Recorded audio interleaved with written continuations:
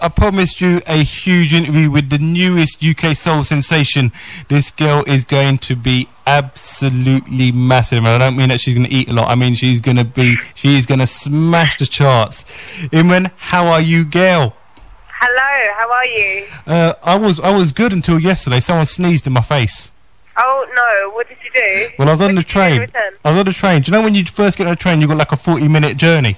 Yes. And there I was, top of the thing. It was like there was some train works or whatever they're called, and this geezer was right up in my face and he sneezed. And it really just 40 minutes of it. Do you know what I mean? It was. Do you think you've caught anything? No, he actually turned around to me and went, "I'm really sorry, but trust me, I haven't got a cold." Well, that's all right. Usually they don't say anything. I would have like smacked him, but it was like 4 times the size of me. So I thought, I'm not going there. Anyway, how are you? Yeah, really, really good, thank you. I'm really happy to be on this call, definitely. Oh, God bless you. You're just saying that. No. So, first off, I need to ask you about Yo-Yo. Yes. Tell me about Yo-Yo. Yo-Yo, I will be performing with my full band on the 29th of September, and it will be really, really special. I've already got quite a few people, fans, coming onto my Facebook and messaging me and commenting. Okay, and do people have to get tickets? Yeah, just if you go on facebook.com/Iman Music, you'll see an invite list for the Yo-Yo's event. And if you just click I'm attending and how many you want me to put you down on the door for, it's good to come. But it's such a busy night. I mean, it gets rammed so quickly, so get in there. So can I get some free tickets though? Because I'm Asian, I'm all about the free stuff. Do you know what I mean? Okay. It's important that I want free.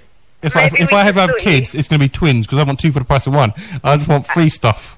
Okay, well maybe I can help you out there. Maybe we can work something out. I knew I'd like you. Anyway, so you left. According to the bio, it said you left your hometown of Hounslow.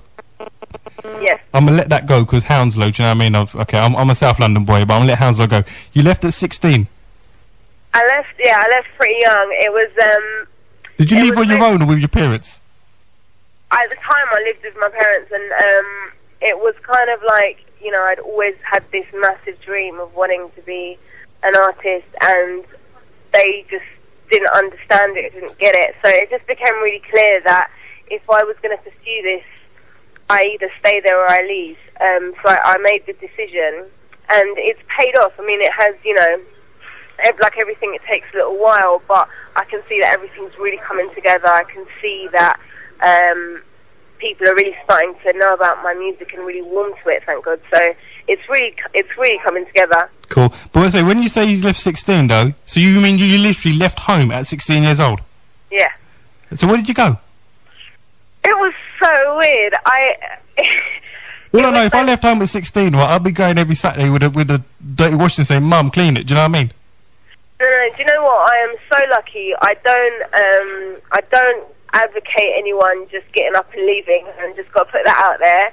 But I was very lucky. I'd met someone at college, a friend of mine who knew my situation, and she was like, you know what, come and stay with me, and I did, and I was so lucky that doesn't happen. And but that must have caused like mad arguments at home, though. I didn't actually. You didn't tell them? No, I mean they noticed I wasn't there, but. Yeah, when did you like 3 weeks? What they noticed? No, it was a lot longer than that. But yeah, I mean, I guess that after that they saw that okay, she really, really wants to do this, and I guess she's that kind of personality where you could tell her whatever, but she's gonna follow her heart in the end. So, and that is who I am. So. Well, that's quite cool. I mean, my parents tried to kick me out at 10, but they couldn't get rid of me till I was 28. Well. Wow. I don't know, then what were you doing at the age of 10? Oh, you don't even know. I'll have to tell you that off air, do you know what I mean? No, in fact, you sound too young, couldn't tell you. Anyway, so you went, but you did go to uni? I just went for like 2 weeks, to be honest. Yeah. Hold up. Literally. So you went to the freshers' parties, that's all you did? And that's all I did. Do you know what? I went to uni... because it was a music course being offered, so I thought, okay, let me see what I can get out of this. But I didn't feel that the course was going to give me what I needed. I felt like, you know what, if I'm really going to get into the music industry, I need to get out there. I need to make sure I'm in the studio. I need to make sure I'm on real workshops rather than sitting in a seminar with some guy talking to me about how to put a mic together. I mean, I see what you're saying, right? And it fortunately worked out for you, but 2 weeks into a uni course on the first year. Yes. I mean, you could at least have the first year. The first year you were in a party like nobody's business. You know what? I'm going to sound so boring, but all I ever wanted to do was just be in the studio, and that's who I am right now. All I ever wanted to do, and all I still want to do, is just focus all my time on trying to create the best music I can. If there's a choice between like this party and getting smashed or getting into the studio and writing something, I'm going to always choose the studio. So no, but that's good though, because at least it shows dedication. Because do you know what I mean? It's like people turn around nowadays and they switch on ITV and they see X Factor and they think you just rock up and that's it. Maybe, yeah, I mean, I don't know, even X Factor's proven that I guess you can to some extent, because, you know, there's a lot of artists that go on there, they've never had any musical experience, any studio experience, but they go on there with so much tenacity and so much self-belief that, you know, a year later they are #1 in the charts, so it can happen.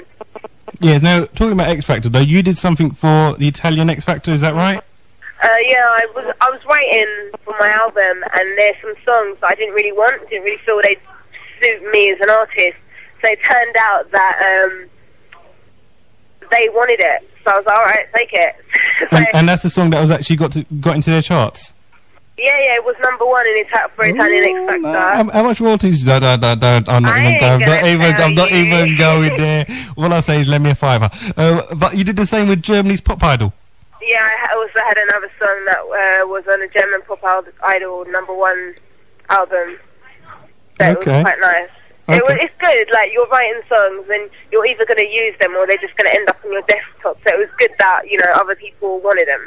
So you write all your own stuff? I write my music. But, you know, there's some sessions, like, for instance, when I get in with Ed Sheeran, where I co-write, and I'm quite happy to do that, because it always makes me improve my game, so... Okay, now you mentioned him. I've got to ask, how on earth did that happen? I met Ed around 2.5 years ago, and we were at, like, this songwriting seminar, and there was, like, 30 of us in the room, and we all played a track each, and at the end of the seminar, we just went straight up towards each other, and I was like, I'm so feeling your style, and he was really into mine as well. And we just talked a bit, went to McDonald's, had a little burger, had a little cheeseburger. There are other fast food places. Yeah, but you know, it was cheap for I know you're talking about. And we were like, yeah, we'll do something. Then we never met for like a whole 1.5 years after that, and then we ended up being under the same management company. Yeah. And then we got into the studio last year. We wrote 2 songs, one of which is Only You. That's been getting a lot of love. It's a lovely song. Really is. It's a very melodic song, and I was playing it. Me and the wife were listening to it at home, and we said really nice, really good voice. It's a song for the lovers. Yeah, I mean, I get sent some songs, and a lot of them I reject. I mean, I was like sitting there thinking, no, I really like this. Good, I'm glad. It seems to just really hit a nerve with people like, on the first listen. I know that when me and Ed wrote it, we just looked at each other, we just knew instantly it was something so special, and it's so much. It's one of the things that I think is quite beautiful about it is that it's simplicity. Well, that's the thing, because you've got a very simple melody, but it makes your life a little bit difficult because the words have to be really strong, and in this case, there are a lot of songs actually fail. Yeah. When they have that, I mean, they think, okay, you know, it's not just okay. It sounds like a simple backing track. It's in that case, it makes your life a little bit difficult. I mean, how much pressure is under you when you're writing that type of style? When on that session there was no pressure. It was really easy. I mean, we were given like 4 hours in a room, and we wrote 2 songs, and that was the last one. But there are some sessions where you feel like, you know, it's come 4 o'clock and no one's even you know, there's not even a lyric written. Yeah. And so sometimes it can feel like you're really pulling your hair out, but and then sometimes you get a song that just writes itself. Okay. Now, but there is a lot of pressure to keep coming up with those songs. Are you going to be writing with Ed in the future? I don't think so, to be honest. I think like we've done what we set out to do. He's, you know, gone on his path. He's doing amazingly. I really think he's going to be around for many, many years. And, you know, I'm doing my thing now. I am, you know, in the studio. I'm collaborating with other artists and rehearsing my bands, and it's going really, really well. So, because as you told me earlier, you're going in the studio with Sway later. Sway, yeah, going in there, yeah. So what are you doing? What are you going to do with Sway?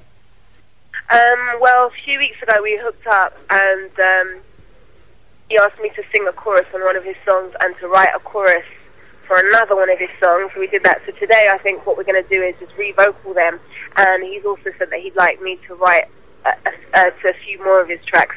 So that's what we'll be doing tonight.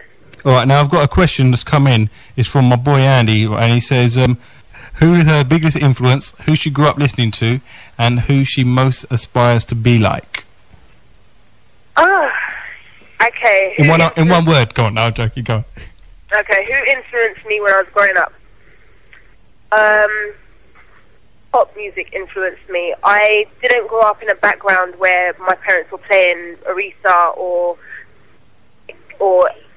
like Bob Marley. I didn't grow up with listening to any of these people, so my only source of musical inspiration was the radio, and at that time it was just pure pop music, and that was all I could get my hands on at the time. So I think that's where the pop comes from within me. With regards to... Are you telling me Steps? Is that what you're saying? You know what? I'm not even going to lie. I can't even front. Like, whatever was given to me on the radio, I just embraced. Are you telling me you would do the dance move into Tragedy? No, I didn't go that far. Now, come on. Now, tell me the truth now. Well, you know all the moves, don't you? No. Come on. Nah, I wouldn't go that far, but... Well, I do. I'll do. You know, if you're here, I'll do them right now. I'll teach you them. Oh, do you still remember the moves? Girl, I'll tell you, I could do moves from right back in the day. But MC Hammer, I used to do breakdancing in the street. I'll tell you, I was. I can see it. You know, I can hear it in your voice. I can hear it. I wasn't very good. Don't get me wrong. But I bet you were. I can attempt to spin on my neck and then half break it.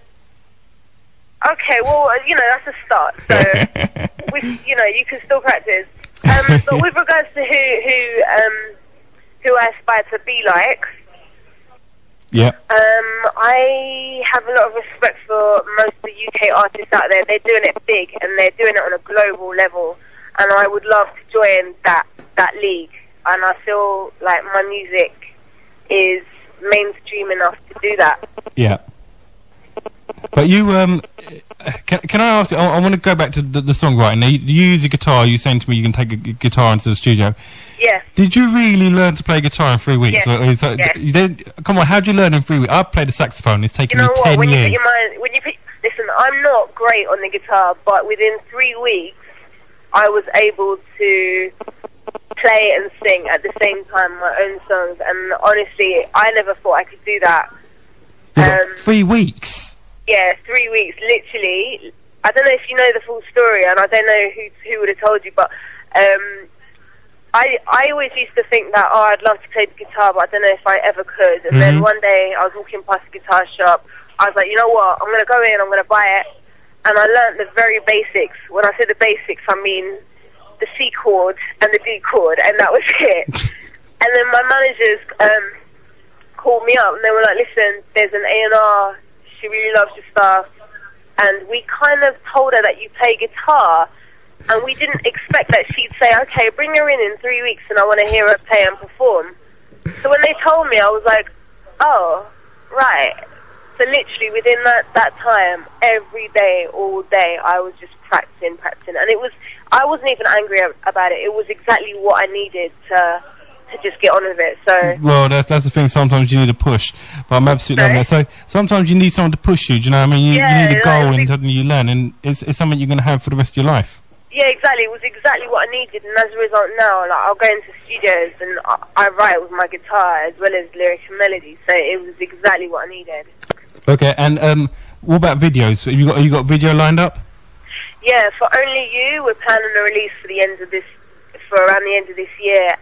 So I'll have a music video for Only You already on YouTube, in My Music UK, and I've got a couple other of my songs on there too. Okay.